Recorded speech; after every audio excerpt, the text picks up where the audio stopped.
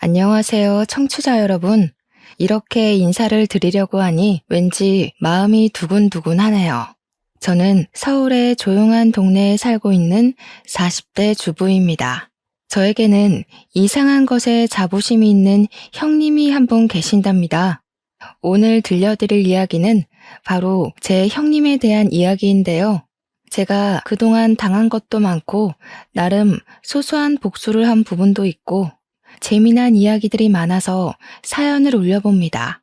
지금부터 기가 막힌 우리 형님을 퇴치한 이야기를 시작해 보도록 하겠습니다. 저는 어렸을 때부터 그냥 특출나게 잘하는 것도 없고 못하는 것도 없고 가난하지도 않고 부자인 것도 아닌 그런 평범한 삶을 살았습니다. 우리 주변을 둘러보면 누구나 한 명쯤은 있는 그런 평범한 애 있잖아요. 그게 바로 저였습니다. 단지 외동딸이었기 때문에 하고 싶은 건 한 번쯤 다 해볼 수 있고 갖고 싶은 것이 비싼 것만 아니라면 손에 쥘 수 있는 그런 아이였죠. 문방구에서 파는 열쇠고리라던가 연예인 책받침이라던가 그런 소소한 물건들을 사는데 주저가 없었다는 거였어요.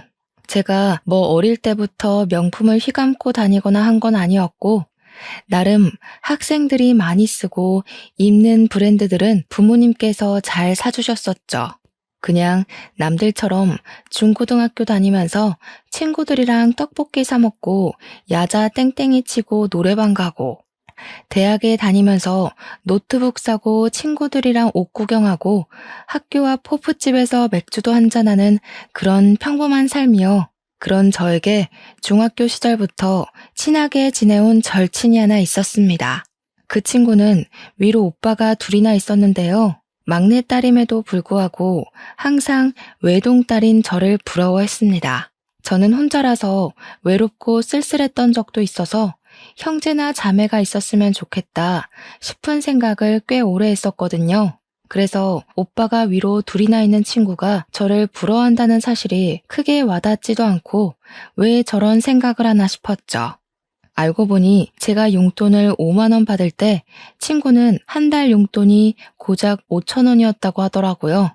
위에 오빠가 둘이나 있었고 나이 차이가 있었으니까 학원비며 생활비며 돈이 많이 들어간다는 이유에서 막내딸에게는 자연스럽게 용돈을 많이 주지 못했던 것이었어요.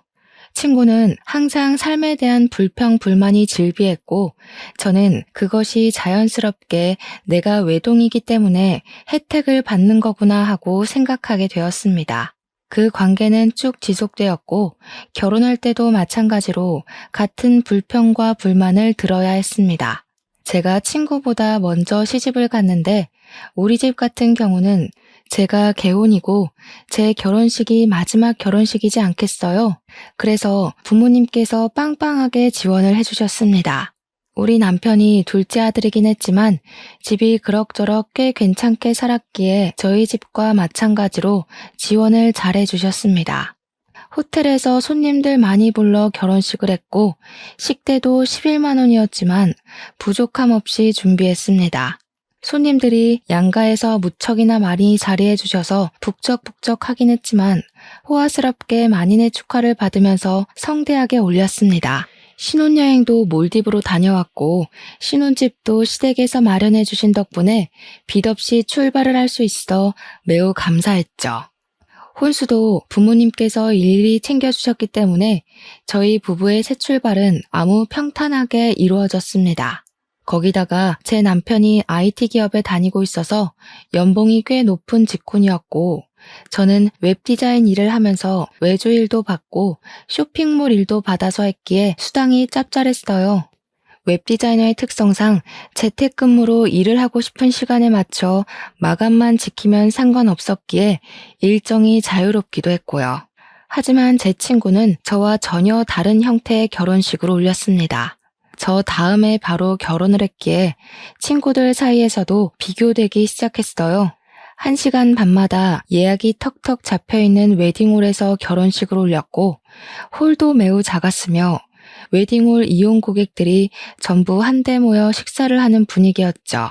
뷔페 메뉴도 그다지 좋지 않고 가성비 좋은 메뉴들로 구성이 되어 있어서 별로였다고 할까요? 음식도 식어 있고 맛도 없고. 그런데 친구는 전부 그 불평을 자기가 막내딸이어서 이런 거라고, 오빠들 다 장가 보내고 나니까 돈이 없어서 이렇게 된 거라고 하더라고요. 그러면서 저한테 늘 외동이라 부럽다, 외동이라 좋겠다, 나도 외동이었으면 좋겠다 하는 이야기를 했죠. 저는 그 말이 지겨우면서도 친구를 위로해 주었어요. 결국 동남아로 신혼여행을 떠나는 친구를 보면서 저도 결심을 했죠. 내 친구의 삶이 얼마나 고단하고 남을 부러워하는 마음이 연속되었는지 알았기에 아이는 하나만 낳아야겠다고 말이죠. 저의 이런 마음을 잘 알아주신 건지 시댁에서도 아이를 많이 낳아서 다복하게 살아야 한다는 강요 같은 게 전혀 없으셨어요. 오히려 저에게 아이를 많이 낳아봐야 힘들기만 힘들지 절대로 살면서 좋을 일 별로 없을 거라고 하셨죠. 시댁에 처음 방문한 날부터 아이 계획을 물어보시고 하나만 낳아서 잘 키우면 된다고 몇 번이나 이야기하셨을 때 의아하긴 했는데 그 이유를 금방 알게 되었어요. 바로 남편의 형인 아주버님네가 조카를 글쎄 넷이나 낳아서 키우고 있더라고요. 그렇다고 아주버님네가 형편이 아주 좋은 상황도 아니었어요. 아주버님은 몇 번의 사업 실패를 겪은 뒤 겨우겨우 치킨집을 오픈해서 6식구가 먹고 살고 있었습니다. 저보다 1살이 어린 형님은 애를 키워야 한다는 이유로 직장에 다닌다거나 아르바이트를 한다거나 하지도 않고 있었고요. 그러면 그 집 애들은 무슨 돈으로 키우고 있었냐고요? 치킨집 운영에서 풀칠하는 수준의 생활비와 시부모님 돈으로 생활하고 있었습니다. 시부모님께서는 건물을 한 채 가지고 있었는데 그 건물 1층에서 아주버님이 월세를 내지 않고 치킨집을 운영하고 있었거든요. 일단 월세가 절감되니까 치킨집 장사가 잘 되지 않아도 굴러는 가더라고요. 시부모님은 남은 호실에서 나오는 월세로 생활을 하고 계셨는데 아주버님네 6식구까지 책임을 지고 계셨던 것입니다. 아주버님네가 얼마나 계획적이지 않은 생활을 하는지 정말 대책 없다는 게 느껴지지 않으시나요? 거기다가 아주버님께서 사업 실패를 몇 번이나 반복하면서 쌓인 빚도 시부모님이 갚아주셨고요. 더 대책 없게도 빚 갚아준 걸로 끝이 아니라 아예 시부모님 댁에서 기생하듯 살고 있었어요. 저라면 너무나도 쪽팔리고 부끄러워서 시부모님께 고분고분 말 잘 들으며 생활할 것 같은데 우리 형님은 상당히 뻔뻔한 여자였습니다. 마치 자기가 시부모님을 모시고 사는 듯한 행세를 하고 다니고 있었거든요. 오죽하면 저도 남편한테 속사정을 듣기 전까지는 형님네가 부자라서 시부모님을 모시고 생활하는 줄 알고 있었다니까요. 시부모님께서 주택에 살고 계셨는데 남편이 어릴 때부터 살았던 집이라 방이 꽤 여러 개가 있었거든요. 그 집에 뻔뻔하게 얹혀 살면서 마치 집이 본인의 집인 것 마냥 행동하며 굴었던 거죠. 제가 처음 시댁에 인사를 드리러 갔던 날 정말 말도 안 되는 풍경을 마주하고 제가 바짝 얼었던 기억이 아직도 생생하게 납니다. 조카들 4명이 전부 다 2살 터울이었는데 8살, 6살, 4살, 2살이었거든요. 애 넷이 빤히 저를 쳐다보는데 얼마나 놀랬는지 몰라요. 심지어 8살 된 첫째 조카는 초등학생이지 않겠습니까? 학교를 오고 가고 해야 하는데 나머지 아이들을 어린이집에 보내고 해야 한다고 글쎄 형님이 시부모님께 첫째 아이의 등교를 부탁하고 있었더라고요. 시부모님은 아침마다 오후마다 첫째 조카를 데리러 학교에 다니셔야 했어요. 처음에는 시부모님께서 형님네와 함께 살고 있는 게 형님이 모시고 있는 줄 알고 시부모님께서 도와주시는 거라 생각했었거든요. 알고 보니 개뿔. 시부모님의 시간은 전혀 배려하지 않고 형님이 일반적으로 떠맡긴 거였더라고요. 그러면서 다복한 집에 시집 오는 게 축복인 거라고 저한테 으스대는데 이걸 다복이라고 할 수 있나 싶었습니다.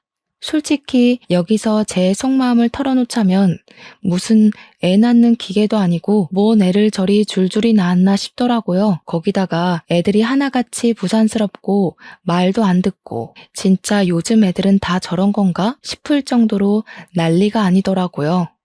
시부모님도 오죽하면 눈살을 찌푸리고 형님만 보고 있는데 형님은 우리 애들 잘한다 하는 얼굴로 바라만 보고 있었습니다. 저한테 웃으면서 우리 애들이 좀 활기차지? 숙모 온다고 신이 났나 보다. 우리 애들이랑 잘 놀아줘 하는 거예요. 저는 시댁에 인사를 드리러 온 건데 애들이랑 뭘 놀아주라고 하는 건지 의문이 들더라고요. 그래서 형님한테 그랬죠. 저는 인사드리러 온 거지 아이를 보러 온 게 아닌데요? 하고요. 그랬더니 형님이 당황해하면서 아니 앞으로 잘 놀아주고 하란 이야기지 하고 자리를 피하더라고요. 그때 다시 한번 결심했죠. 애는 하나만 낳아서 잘 키우자고. 시부모님도 저한테 많이 낳을 생각하지 말라고 많이 낳아봐야 피곤하다고 하셨고요. 결혼 후 입주한 신혼집은 시부모님께서 상가 건물 가진 거에 대출을 받아서 얻어주신 집이었습니다. 신축 아파트라 나름 깔끔하고 빌트인 되어 있는 부분이 많아서 혼수를 준비하는데 큰 부담이 없어서 좋았어요. 결혼하고 처음 인사드리러 간 자리에서 시부모님께 감사하다고 이야기를 했는데 형님이 불쑥 끼어들더라고요. 동선의 집은 시부모님이 대출받아서 해주신 거라며 좋겠네? 그 돈 받아놓고 입 닦는 거 아니지? 하는데 제가 뭘 어쨌다고 저런 소리를 하는 건지 이해가 안 갔습니다. 그래서 형님께 그게 무슨 소리세요? 저한테 바라시는 게 따로 있으세요? 했죠. 제가 알기로는 아주버님이 해먹은 사업 자금이 지금 우리 아파트 값보다 더 되는 걸로 알고 있었거든요. 남편이 아주버님네 이야기를 하면서 시댁에서 이 정도 지원받는 거 괜찮다고 부담 갖지 말라고 했었단 말이죠. 형님이 그냥 웃으면서 아니 집 받았으니까 그냥 하는 소리지 하길래 저도 웃으면서 이야기했어요. 저도 그냥 하는 소린데요. 형님네도 이미 다 받으신 거 아니에요? 아주버님이 사업하신다고 돈 가져다 쓴 게 어마어마하다고 하던데. 그러니까 형님이 저를 확 찌려보시더라고요. 저보다 1살 어린 게 저러니까 아주 같잖아요. 물론 제가 대놓고 형님한테 고가운 얼굴을 하고 있었던 건 아니었어요. 그래도 손윗 사람이니까 제가 꼬박꼬박 존댓말도 써주고 나름 존중해줬단 말이죠. 그런데 형님은 저보단 어리지만 손윗 사람이라는 이유 하나로 저한테 반말을 해대더라고요. 아무튼 그날 어머님께서 이미 요리까지 다 준비해 주셨길래 제가 어머님께 죄송한 마음이 들어서 왜 혼자 준비를 다 하셨냐고 했어요. 저한테 아유 그래도 며느리 되고 처음 오는 날인데 내가 다 해줘야지 하더라고요. 그래서 너무 감사하다고 잘 먹겠다고 훈훈하게 이야기를 하고 있는데 또 형님이 불쑥 끼어들더라고요. 오늘까지만 대접받는 거니까 다음부터는 미리미리 와서 준비도 좀 하고 일손도 돕고 하는 거야 알겠어? 이러더라고요. 저랑 어머님이랑 둘 다 어이가 없어서 아무 소리 안 하고 가만히 있으니까 거실에 가더라고요. 제가 어머님께 형님은 뭐 좀 도와주셨어요? 하니까 피식 웃으시면서 고개를 절레절레 젓더라고요. 애 넷 키운다고 손 하나 까딱 안 해. 아주 피곤해 죽겠어 하시는데 같이 사는 어머님이 너무나도 불쌍해졌어요. 식탁에 다 차리고 온 가족이 둘러앉아서 밥을 먹으려고 하는데 형님이 제 무릎 위에 막내 조카를 떡하니 올리더라고요. 우리 막내 조카가 2살이거든요.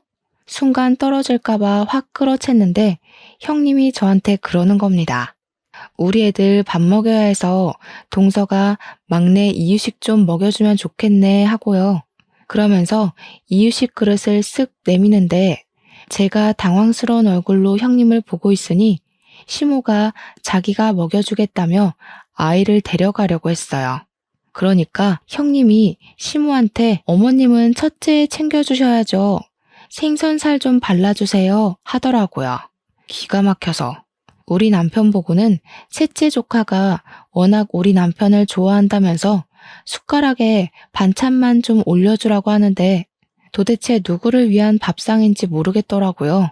그 와중에 아주버님은 평온하게 지 밥 처먹고 있는 거 있죠? 시모가 내 눈치를 보는데 여기서 뒤집어 엎을까 말까 고민이 되더라고요. 일단 애들 밥부터 먹이고 생각해봐야겠다 싶어서 2살짜리 막내 조카 이유식을 먹이고 있는데 애가 깔끔하게 먹으면 얼마나 깔끔하게 먹겠습니까? 질질 흘리고 난리가 나고 아기 의자도 없어서 애를 안고 밥을 먹어야 했어요. 불편하기도 하고 제 옷에 이유식 다 흘려서 더러워지고 그냥 빨리 애 밥부터 먹어야겠다는 생각에 흘리든지 말든지 신경 안 쓰고 떠먹이고 있는데 형님이 피식 웃으면서 그러는 거예요. 그렇게 요령이 없어서 어떻게 하냐고요. 아니, 내가 애를 키워본 것도 아니고 당연히 요령 같은 걸 모르지 않겠어요? 우리 애들 옷 다 빨아야겠다고 동서가 세탁기 돌리고 가라는데 여기서 참으면 호구되겠더라고요. 형님, 이 옷 얼마짜린 줄 아세요? 애들 옷이야 세탁기가 해주면 되지만 제 옷은 세탁소 가서 맡겨야 하거든요. 이따가 세탁비 챙겨주시는 거 까먹지 마시라고 이야기하는 거예요. 보다 못한 시모가 제 밥그릇에 밥이 그대로 있는 걸 보고는 막내 조카를 본인이 먹일 테니까 밥 편안하게 먹으라고 했어요. 그래서 아니라고 어머님 먼저 편하게 식사하세요 하고 오기로 막내 조카 밥을 먹이고 있는데 아주버님이 식사를 다 하셨더라고요. 그래서 이제 애를 좀 보겠거니 하고 있는데 밥 그릇 치우더니 쓱 거실 소파에 가서 앉아서 TV를 보고 있는 겁니다. 자기 애들 밥 먹일 생각은 전혀 안 하고 저러는 꼴이 너무 열이 받는 거예요. 그래서 제가 한 손으로 2살짜리 조카를 안고 한 손에는 이유식을 들고 소파에 가서 아주버님한테 툭툭 던졌어요. 뭐 하는 짓이냐는 식으로 저를 보고 있는 아주버님께 아무래도 애 밥은 아빠가 먹이는 게 낫지 않겠냐고 했죠.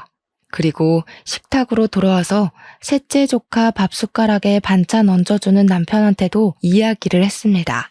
당신도 밥 먹어. 애들이 알아서 반찬 정도는 떠먹을 수 있지 않겠어? 라고요. 그러니까 형님이 펄쩍 뛰면서 4살짜리 애가 밥을 어떻게 혼자 먹냐고 하는 거예요. 그래서 그랬죠. 형님이 그럼 애들 밥 먹이시라고 저랑 이 밥그릇 좀 보시라고. 형님이랑 아주버님이 식사 다 하실 동안 우리는 밥 한 술 제대로 못 든 거 안 보이냐고. 누가 자기 애를 남한테 맡기고 밥을 먹냐고 화를 냈어요. 그러니까 시부가 옆에 있다가 그래 애들 말 틀린 거 없다. 애는 엄마 아빠가 돌보는 거지. 딱 한마디 하시더라고요. 여태까지 가만히 있다가 한마디 한 건 얄밉지만 그래도 제 편을 들어주셔서 다행이었습니다. 그제야 양쪽에 애를 끼고 저를 째려보면서 밥을 먹는데 하나도 타격 없었습니다.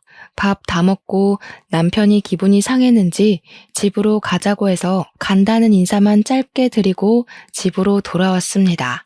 진짜 얼마나 피곤했는지 집에 오자마자 침대에 들어눕고 싶더라고요. 그날 처음으로 남편한테도 나는 애 낳으면 아들이든 딸이든 하나만 낳고 더는 낳지 않겠다고 선언을 했죠. 남편도 그런 집구석이 싫고 피곤한지 그러자고 했고요. 거기다가 저희 둘 다 맞벌이로 일을 하고 있었으니까 당장 아이 생각이 급한 것도 아니었단 말이죠.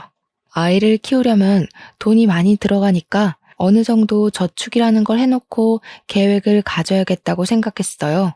그래서 신혼을 한 1, 2년 정도 즐기고 아이를 갖자고 약속을 했죠.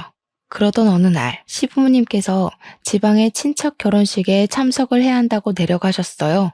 아니나 다를까 형님에게서 연락이 바로 오더라고요. 시부모님도 안 계신 마당에 집에서 밥이나 같이 먹으면서 수다를 떨자고 연락이 왔길래 알겠다고 했죠. 형님이랑 둘이서 만나본 적도 없고 하니까 어색하게 하겠지만 가족이니까 좀 친해져 볼까 하는 마음이 있었습니다. 형님도 반가운 목소리로 저한테 집에 놀러 오라고 초대를 했는데 무시하는 건 좀 아닌 것 같아서 남편이랑 같이 갔어요. 근데 집에 도착하자마자 진짜 의악 소리가 절로 날 정도로 집이 개차반이더라고요. 애들 셋은 거실에서 뛰어노느라 정신이 사나울 지경이었고 막내는 기어다니면서 온갖 물건을 다 헤집어 놓고 있었습니다.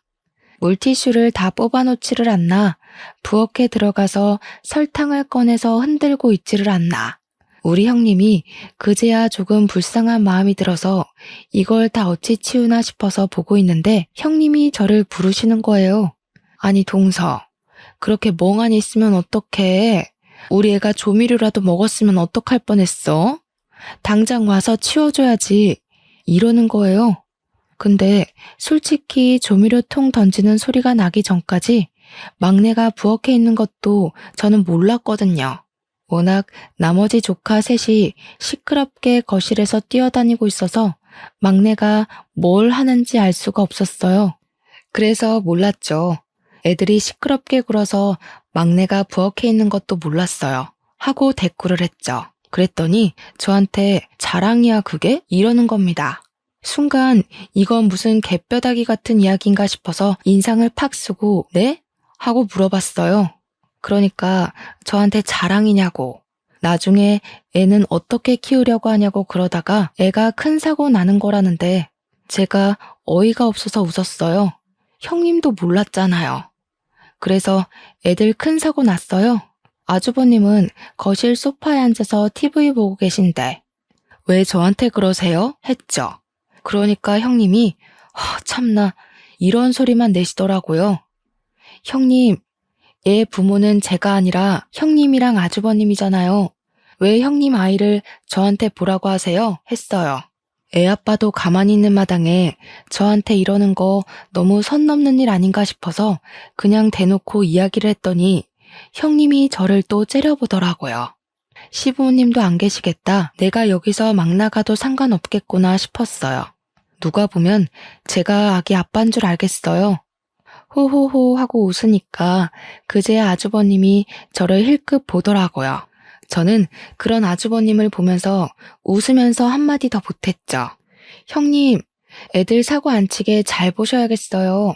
누구 닮아서 애들이 이렇게 정신 사나워요? 하고요. 형님은 부들부들 떨더라고요.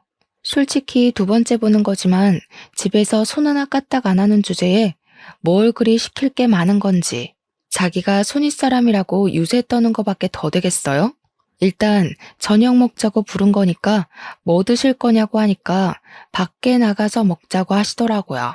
설거지하기 귀찮다는 이유였는데 솔직히 저한테 설거지 시킬 것 같다는 생각이 들어서 저도 나가서 먹는 게 나을 것 같긴 했어요. 그런데 애가 넷이잖아요. 이 애들을 다 데리고 나가서 밥을 먹을 수 있을까 싶어서 그냥 시켜 먹자고 했습니다. 분리수거만 하면 되니까 오히려 그게 나을 것 같았거든요. 그랬더니 오랜만에 나가서 동선애한테 갈비를 좀 얻어먹고 싶었다는 게 아니겠어요? 형님이 우리 애들이 고기 타령을 하도 해서 우리 부부를 부른 거라며 소갈비를 좀 사줬으면 좋겠다는 겁니다. 솔직히 갈비 못 사줄 형편은 아니니까 사줘도 되죠. 근데 뻔뻔하게 저러니까 괜히 더 사주기 싫어지는 마음이 들더라고요. 그 와중에 아주버님은 소갈비 맛있겠네. 여기 괜찮은 집 있는데 거기로 가자고 옷 걸치고 있고요. 남편을 쓱 쳐다보니까 남편이 그냥 소갈비 한번 사주고 말자는 식으로 말하길래 알겠다고 했어요. 싱글벙글 난리가 난 형님네 6식구 끌고 소갈비 집에 갔는데 조카들이 막내랑 셋째 빼고 다 어느 정도 컸잖아요. 정말 무슨 걸신 들린 사람들처럼 밥을 먹는 거예요. 형님이고 아주버님이고 갈비 처음 먹는 사람처럼 정말 뒤에서 누가 쫓아오는 사람처럼 밥을 먹는데 오죽하면 제가 더 시키면 되니까 제발 천천히 드시라고 할 정도였다니까요. 전 애들이 그렇게 갈비를 잘 뜯는지 꿈에도 몰랐어요. 오죽하면 갈비를 구워주시는 직원이 둘이나 붙어서 양쪽 철판에서 갈비를 굽고 있는데도 먹는 속도를 못 따라가겠더라고요. 저랑 남편은 젓가락 내려놓고 그 거지들이 먹는 꼴을 구경하고 있었어요. 밥을 안 먹어도 배부르다는 말이 뭔지 알겠더라고요. 그냥 처먹는 꼴이 웃겨서 먹고 싶다는 생각이 안 들던데요. 8명 중에 4명이 소아임에도 불구하고 갈비를 거의 13인분을 먹었더라고요. 저랑 남편은 먹는 둥 마는 둥 했는데도 이 정도가 나오다니. 소갈비가 생각보다 비싸잖아요. 뻥 아니고 냉면에 공깃밥에 된장찌개에 아주버님이 술까지 드시니까 저녁 식사값으로 90만 원 가까이 나오더라고요. 대충 예상은 했지만 계산서를 봤는데 웃음이 나더라고요. 남편은 와, 갈비값 이만큼 내본 거 처음이라고 그렇게 말하며 허탈하게 웃는데 저도 그냥 웃겼어요. 저랑 남편한테 형님네 가족 6명이 잘 먹었어 하면서 인사를 하고 나가는데 솔직히 얄밉긴 하더라고요. 반반씩 내줘 라고 하고 싶은 걸 겨우겨우 참고 계산했습니다. 시부모님한테는 눈치 보여서 사달라는 말도 못하고 시부모님 때마침 안 계시니까 이때다 싶어서 우리 벗겨 먹으려고 부른 것 같은데 그 와중에 커피는 본인들이 쏘겠다면서 동네에 이름 없는 커피집에서 1,500원짜리 아메리카노 한 잔씩 사주더라고요. 심지어 테이크아웃만 되는 작은 매장 있죠? 그런 카페에서요. 그냥 웃으면서 잘 마실게요 하고 말았더니 형님이 그런 제 모습에 또 양심이 좀 찔리긴 했나 봐요. 물어보지도 않았는데 요즘 치킨 장사가 잘 안 되고 애들한테 들어가는 돈이 없고 하면서 변명을 늘어놓더라고요. 그래서 웃으면서 형님한테 이야기했죠. 조카들이 소갈비를 처음 먹어봤나 봐요. 애들이 무슨 걸신 들린 사람처럼 먹는데 다음부터는 교양 있게 식탁 매너 갖추면서 천천히 먹으라고 하세요. 너무 허겁지겁 누가 뺏어 먹을까봐 걱정되는 사람처럼 먹으니까 밥맛이 떨어지더라고요. 그러니까 형님이 아무 소리도 못하고 가만히 서서 저를 째려보더라고요. 와, 저러다가 넙치 되겠다 싶을 정도였습니다. 남편이 바로 집으로 가자고 하길래 저는 이만 가보겠다고 하고 차에 탔습니다. 남편이 저한테 아무래도 당한 것 같다고 이번 일을 교훈 삼아서 2번은 당하지 말자고 하는데 저는 뭐 하고 싶은 말 다 해서 괜찮았어요. 그 뒤로 몇 번 형님이 밥 먹자고 연락이 오긴 했는데 저랑 남편이랑 딱 바쁜 일이 있다고 거절했죠. 한 번은 모른 척 당황해줬지만 2번, 3번은 곤란하지 않겠어요. 그러던 어느 날 형님이 되게 아무렇지 않게 저한테 백화점 구경을 하자고 연락이 왔습니다. 백화점에서도 옷 사달라, 신발 사달라 할 것 같아서 저도 만반의 준비를 하고 백화점으로 갔죠. 아니나 다를까 첫째 시조카 겨울 패딩이 없어서 패딩을 하나 보러 왔다고 먼저 멘트를 날리더라고요. 저한테 이거 어때? 저거 어때? 하면서 이 브랜드 저 브랜드 돌아다니면서 옷을 보여주는데 시큰둥하게 반응했습니다. 애들 옷이 다 거기서 거기고 금방금방 크는데 굳이 브랜드 옷 사입힐 필요 있나 싶어서였죠.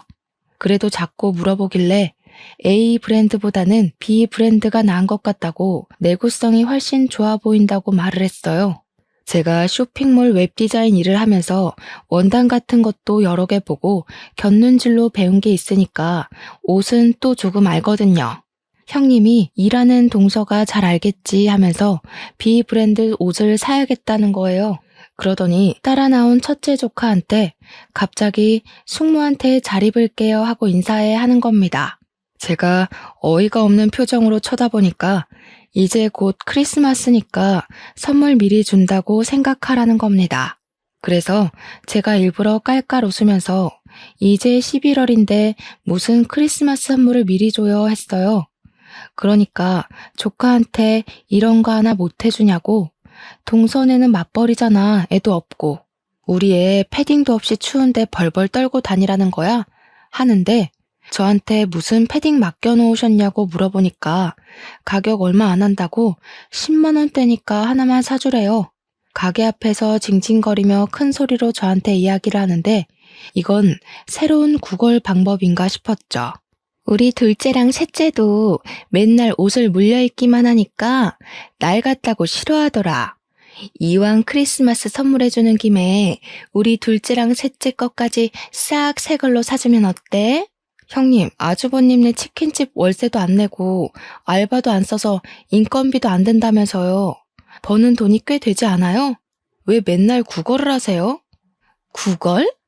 우리 애들이 뭐 거지야? 왜 동서는 말을 그렇게 해? 우리 애들 사주기 싫어서 그래? 대충 남대문만 가도 패딩 괜찮은 거 많은데 왜 굳이 비싼 돈 주고 브랜드만 입히시는 건지 궁금해서요. 애들 키 금방금방 크잖아요. 동서, 생각보다 엄청 쪼잔하다. 우리 애들 옷 사주기 싫어서 이러는 거지? 나중에 동서네가 애 낳으면 우리 애들 거 물려 입어도 되는 건데 뭘 그리 말을 고약하게 해. 둘째 조카랑 셋째 조카도 자기 형 거 입기 싫다고 하는 마당에 우리 애가 입겠어요? 그리고 아직 임신은커녕 계획도 없는데 벌써부터 우리 애가 물려 입을 거 생각하고 선물을 줘요? 저 지갑 두고 왔어요. 백화점에서 살 거 없어서. 제가 지갑을 두고 왔다고 하니까 진짜로 두고 왔냐면서 제 주머니를 막 뒤지더라고요. 사실은 형님이랑 헤어지고 백화점에서 살 거 사려고 지갑을 일부러 차에 두고 왔거든요. 진짜로 지갑이 나오지 않으니까 씩씩거리면서 본인 카드로 결제하더라고요. 첫째 조카 옷만요. 그러고 집에 와서 남편한테 말하면서 엄청 깔깔거리면서 웃었어요. 패딩 사달라고 부른 거였더라. 염치가 없어도 너무 없는 거 아니냐. 근데 나도 한 방 제대로 먹였다고 했죠.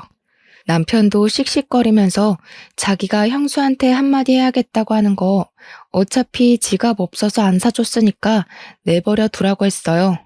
그렇게 한 달쯤 더 지나서 진짜 크리스마스가 왔고 다른 건 몰라도 시부모님 선물은 챙겨야겠다 싶어서 이것저것 준비를 했습니다. 저희 쇼핑몰에 엄청 질 좋은 울 코트가 나왔길래 어머님이 좋아하실 것 같은 딥그린 색상으로 한 벌 준비하고 홍삼이랑 영양제도 잔뜩 챙겨서 갔어요. 어머님께 크리스마스 선물이라고 코트를 보여드리니까 너무 좋아하셨어요. 좌르르 떨어지는 울코트 질감에 색상도 너무 고급스럽다고 무척이나 좋아하셨습니다. 아버님께는 등산 다니실 때 입기 좋은 가벼운데 내구성 좋은 방수 패딩 하나 해드렸더니 최고의 선물이라고 좋아하셨고요. 어머님께서 코트가 너무 비싸 보여서 이걸 어떻게 입고 다니냐고 너무 좋다, 예쁘다 난리가 나셨는데 형님이 또 불쑥 끼어들대요. 동서, 내 건 없어? 이러면서 입을 삐죽이는데 제가 왜 형님 걸 준비해야 하는지 그러면서 제가 웃으면서 형님이 아랫사람 선물을 준비하셨어야죠. 제 거는 준비 안 하셨어요? 했죠. 그랬더니 형님이 저한테 내가 동서보다 1살 어린 거 몰라? 하는 거예요. 제가 아무 소리 안 하니까 시모한테 가서 어머님 저 이거 한 번만 입어보면 안 돼요? 하더라고요. 시모가 우리 둘째 며느리가 사준 건데 그걸 네가 왜 입어보니? 하고 톡 쏘니까 같이 살면 나눠 입어도 되는 거 아니냐고. 그러더니 쏙 가져가서 지 몸에 걸쳐보는데 어머님이 키가 크시거든요. 형님은 정말 땅꼬마고요.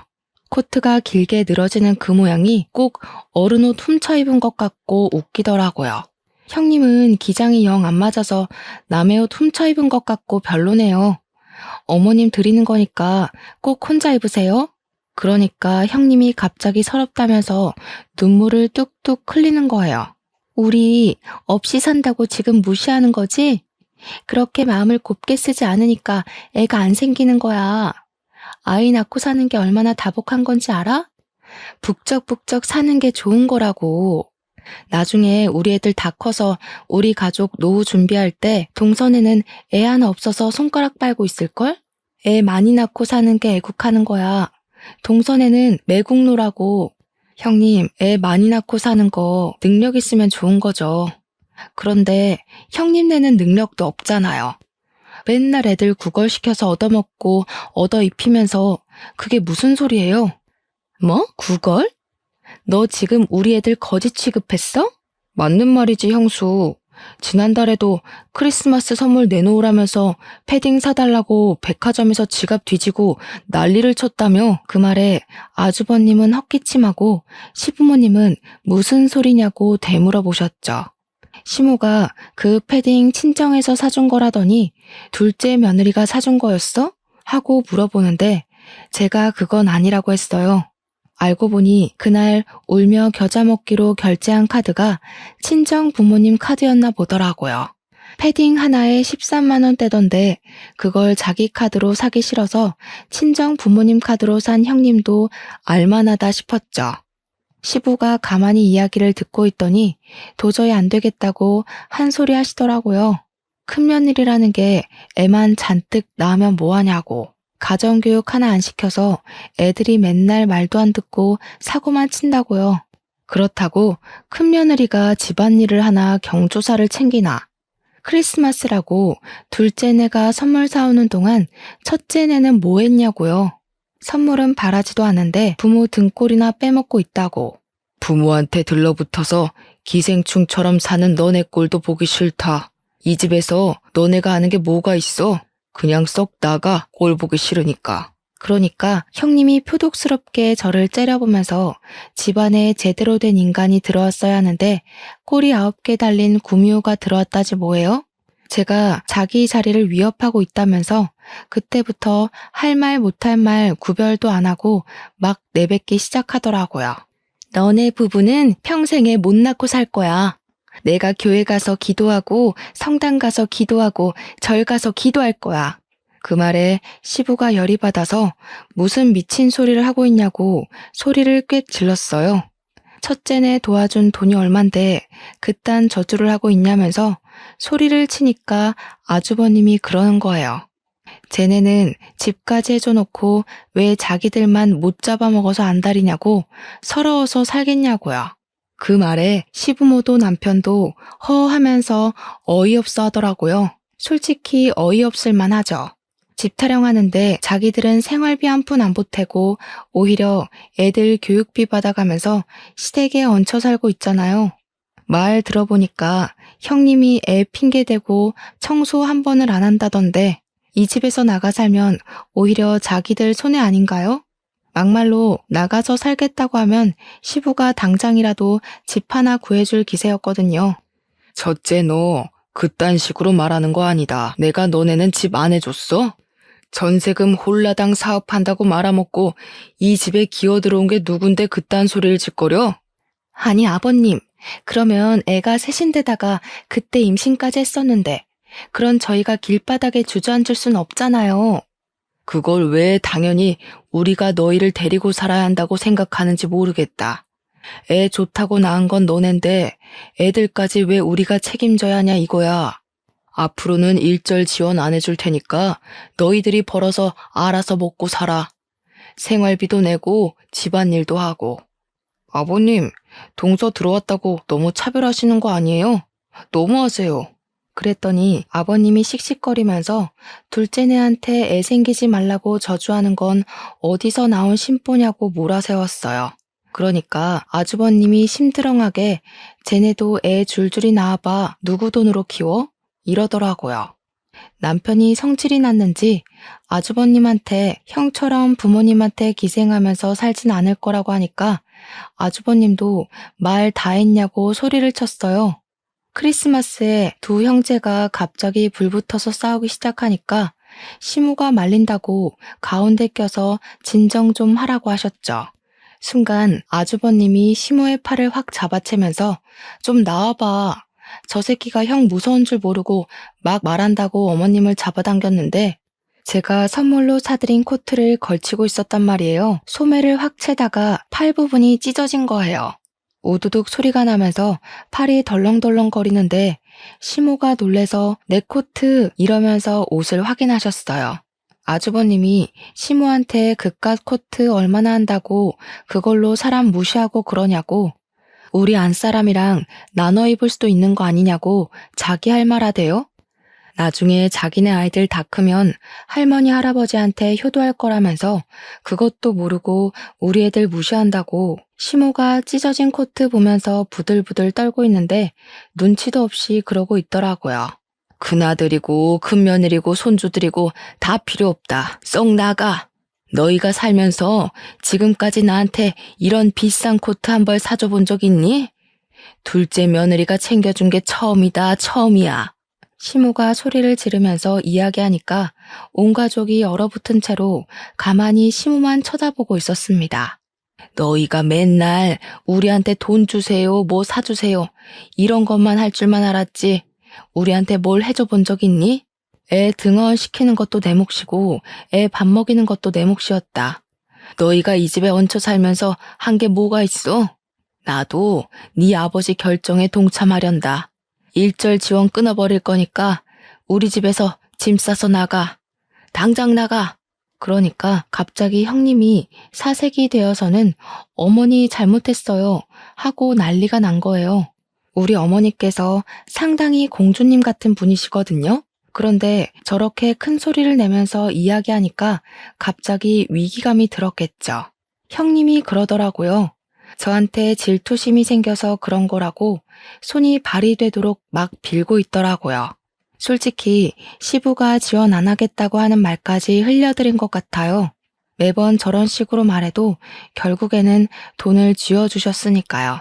시무가 집 나가라고 하니까 그제야 발등에 불이 떨어진 거죠. 절대 못 나간다고. 자기들이 여기 아니면 어디 가냐고 하는데 시부가 코웃음을 치면서 그러더라고요. 치킨집도 앞으로 건물 월세 내고 쓰라고 너네도 벌만큼 버는 거 아니냐고 했어요. 정 오갈 데 없으면 친정이라도 가서 빌붙어서 살라고. 그러니까 아주버님이 월세 내면 우리 입이 6갠데 그럼 먹고 살 수 없다고 생활비도 안 남는다고 했죠. 시부가 자기 할 바 아니라고 여태 편히 봐줬으면 된 거 아니냐, 유지 못하겠으면 가게 빼라고 호통을 쳤어요. 시모는 그 와중에 소매 붙잡고 이걸 어쩌나 하고 있길래 제가 수선해서 드리겠다고 하고 코트를 챙겨서 살얼음판 같은 시댁을 나왔습니다. 시부도 속 시끄러우니까 이만 다들 나가보라 하셔서 남편이랑 같이 나왔죠. 형님네 보고도 당장 짐 싸라고 오늘부터 당장 안 보고 싶다고 하셨고요. 그렇게 크리스마스를 보냈고 형님네는 날 추워서 못 나가겠다고 버티고 있던 걸 시부모님이 손수 짐까지 싸서 밖에다가 내던졌다고 하더라고요. 결국 형님네는 친정으로 가게 됐고 방 한켠에 6 식구 다리도 제대로 못 뻗고 자면서 눈칫밥 먹고 있다고 하더라고요. 새해는 밝았고 저는 코트 수선해서 시댁에 가져다 드렸는데 은근슬쩍 짐 싸들고 시댁에 온 형님네에는 문도 안 열어주시더라고요. 집안에서 형님네 갈 때까지 숨죽여 있는 동안 웃음이 얼마나 터졌는지 모르겠네요. 저한테 못 볼 꼴 다 보여서 미안하다고 하시는데 괜찮다고 그동안 속이 얼마나 상하셨겠냐고 위로하면서 여우짓 좀 했죠. 그렇게 6개월이 더 지나고 우리 부부는 계획대로 임신에 성공했고 지금은 임신 8개월 차 만삭에 다다르고 있습니다. 처음에 제가 아이 가졌다고 했을 때 시댁에서 좀 뜨뜨미시근하게 굴었는데 제가 임신하고 나서 남편이 정관 수술을 했거든요. 우리 인생에는 아이 하나뿐이라고. 시댁에 딱 공표하고 나니까 그제야 너무 잘했다고 축하해 주시더라고요. 아이 하나만 낳고 잘 살면 그걸로 됐다고 하시면서 우리 남편 보고 태어나서 제일 잘한 일이 정관 수술한 거라고 칭찬을 해주셨어요. 우리 남편은 이걸 좋아해야 하는 건지 말아야 하는 건지 모르겠다고 갸우뚱하고 있었고요. 형님네는 그 이후로 아직까지 시댁에 발은 못 들이밀고 있는데 제가 임신했다는 소식은 어디서 들은 건지 저한테 연락이 왔더라고요. 육아에 도움을 주겠다며 아기 용품을 물려주겠다며 이리저리 연락하길래 저도 단호하게 쳐냈죠. 형님, 저희는 아이 하나만 낳을 거라서 이미 새 걸로 다 준비했어요. 육아 도움은 어머님이 주시기로 했고 여차하면 도움이 쓸 거라 괜찮아요. 그러고는 얄밉게 차단을 걸어버렸습니다. 저한테 저주란 저주는 다 퍼붓더니 고스란히 자기가 받아서 지금은 호되게 당하고 사는 중인 거죠 뭐. 이래서 마음을 곱게 쓰고 살아야 한다는 교훈을 다시 한번 얻게 되었네요. 아무튼 저의 이런 사연 어떻게 들으셨나요? 제 긴 사연 읽어주셔서 정말로 감사합니다.